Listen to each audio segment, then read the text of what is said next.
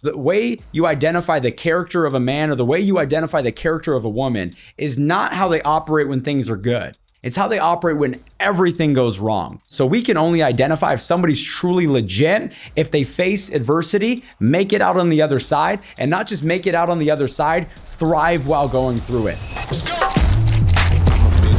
Hey, how's it going, everyone? My name is Matthew Welsh, and welcome to the Leaders Only podcast, where we talk about business, leadership, mindset, and it's pretty much anything revolved around building an incredible life. You know, the reason that I started this podcast is because I felt like on the way to where we're at now, there wasn't really a place to go learn tangible skill sets, leadership qualities, and mindset strategies that you can learn today, apply today, and get immediate results. And so the goal of this podcast is to teach you the things that you need to actually win, to actually change your life, and to actually grow your business and grow your team if you're someone that's in a leadership role. And so if you can do me a favor, if you ever get something out of our message, if you ever get something out of the content, if you can like, share, subscribe, just tell people about it. We put out all this information for free. And so all we ask is that you share it with a friend if you get something out of it. So with that being said, thank you guys so much, and let's tune in. Let's go. I'm a big mood. You can't name a lot of things that I didn't. Today, we're going to be talking about how to identify champions in your business, how to identify future leaders in your business. And I'm going to go over some of the things that I look for that has helped me over the years, identify the people that I want to lock and go with, the people that I'm going to spend time, energy, invest money into, the people that I'm going to separate from the pack. I want to go over some of the things that I look for when it comes to a lock and go in business. Here's the deal though. Okay. And I want to be very clear on this. Nothing will ever beat someone's burning desire to win. Nothing will ever beat that. And so if you have someone in your organization and they have a burning desire to win, they have a burning desire to do something great with their life, they have a burning desire to learn and grow, whatever it might be, nothing's ever going to beat that. So regardless of what it is that I go over with you today, if somebody has that white hot burning desire, that trumps all things. But this is what I will tell you is that most people who have that burning desire typically come with these 5 things, which is where their burning desire stems from. And I want to go over that with you so it can make it easier for you to identify the leaders and or future leaders, I should say, in your organization. So the first thing that I look for is, do they have a presence to them? Do they have confidence? The reason this is so important is because people who have presence, people who have a confidence to them, other people tend to listen to what they have to say, which makes them influential. And when it comes to business, when it comes to leadership, when it comes to sales, when it comes to somebody that's going to be the future leader of a business, of an organization, of a team, they have to have a level of influence to them. And so one thing that I learned from John Maxwell, who's one of the greatest leadership experts in the world, is that leadership has to be caught, it can't be taught.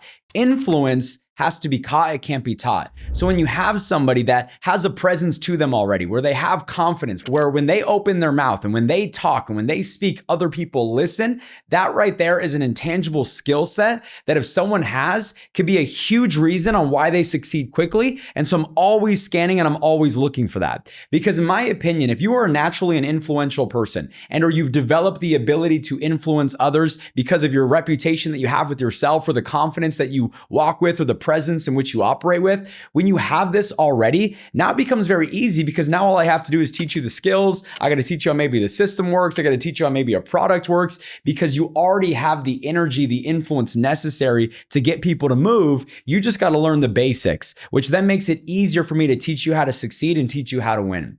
And so the second thing that I look for is, do they have big goals, big dreams, big desires? And the reason this is so important is because most people get comfortable. Most people, when adversity hits, they quit and or give up. And so when somebody has a big goal, when somebody has a big dream, it's harder to give up. It's harder to give in. It's harder to stop. It's harder to get comfortable because how can you be comfortable when your dream is so much further ahead? How can you give up when the dream is bigger than the adversity that's in front of you? So I'm always looking to, how big are they thinking? How big are they talking? What do they want with their life? Because if they want to just do all right, or they want to average an ordinary life, it's not going to keep them in the game long term. And they're most likely not the person that's going to overcome the obstacles that are necessary in order to win and in order to succeed. The third thing that I look for is, are they eager to learn? Are they seeking out information? Are they seeking out knowledge? Or are they walking around arrogant as if their shit don't stink? Are they walking around as if they know everything already? And so for me, I'm always constantly looking for the person that's seeking out the information, the one that's extremely coachable, the one that's always asking all the questions. They're always trying to learn. They're always trying to grow. They're always bouncing things off of you.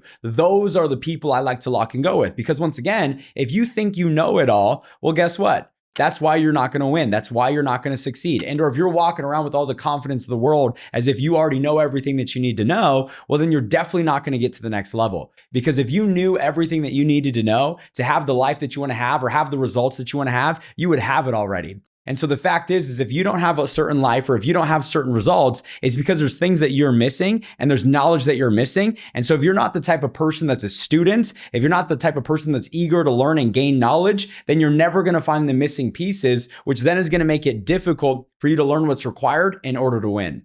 The fourth thing that I pay attention to is their work ethic. Do they have this ridiculous, sickening work ethic where they're willing to do what's required regardless of how they feel? They're willing to work the long hours. They're willing to stay late and come in early. I'm paying attention to these things because hard work beats talent when talent doesn't work hard. And I know that's a very cliche thing to say because everyone quotes that, but it's the reality. Hard work does beat talent, right? You look at Kobe, right? Kobe Bryant wasn't the most naturally skilled person in the entire world, but his philosophy was if I train people by double every single day, after a year, I'm going to be twice as good as you. After 2 years, I'm going to be 4 times as good as you. And so he relied on his work ethic because most NBA players would train twice a day. He would train 4 times a day. And then people wonder why the gap between where he was and where they were was such a great gap. It's because he was willing to put in the work that other people weren't willing to put in. You know, when I came into the financial services industry, when I came into entrepreneurship, I banked on that because I didn't have any knowledge regarding finances. I didn't have any experience in the entrepreneurial and business world. But what I did have was a work ethic. And what I did know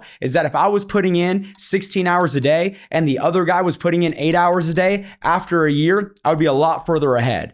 Because if you go the extra mile every single day, after 365 days, you are 365 miles ahead of your competition and everyone else that's in your current space. And so when you find somebody with the work ethic who's willing to do what it takes, who's willing to go the extra mile, those people will eventually surpass everyone. They'll even catch people that have been in the industry a lot longer than them simply because they're willing to do more. So I'm constantly looking for someone's work ethic. And the way you identify that is just simply by them putting in the work, right? It's not something you can just look at somebody and say, oh, they got a work ethic. It's like, no, they got to show you, not tell you. And so if somebody shows you that they're a hard worker because they're in early, they're out late, they're messaging you at all hours of the night, they're always asking you questions, you can just tell her that person that's always in the game, you found yourself a good one. And then last but not least, what I look for is someone who could deal with adversity. Somebody who can face challenges head on. Somebody who can face challenges and yet win at the exact same time. Because I want you to remember this, mental toughness is not making it through adversity. Everyone makes it through adversity. If you're still breathing right now, it's because you've made it through adversity. Mental toughness is winning through adversity. And so what I look at is someone's ability to deal with adversity head on, stay in the game, stay in the trenches, and continue to do the things that they need to do. You know, I had somebody reach out to me the other day and they go, Matt, I think I just found someone, they're a complete stud, they're legit. I think they're going to be big here. And I said, we'll find out the moment they face adversity. And he goes, well, what are you talking about? Like, they got this, they got that, they got this, they got that. I said, we'll find out the moment they face adversity.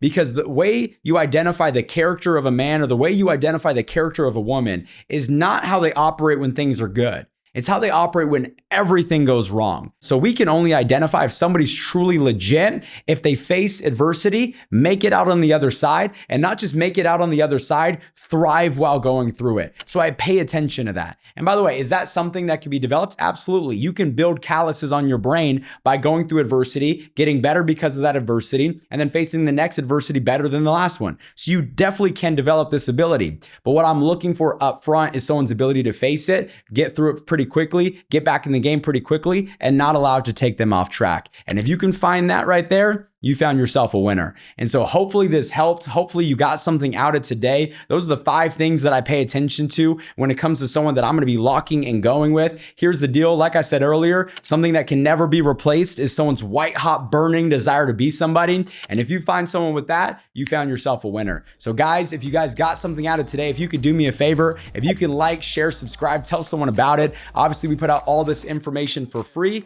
All we ask is that if you ever get something from it, you tell a friend. Thank you guys so much, and we'll see you guys next week on the Leaders Only podcast.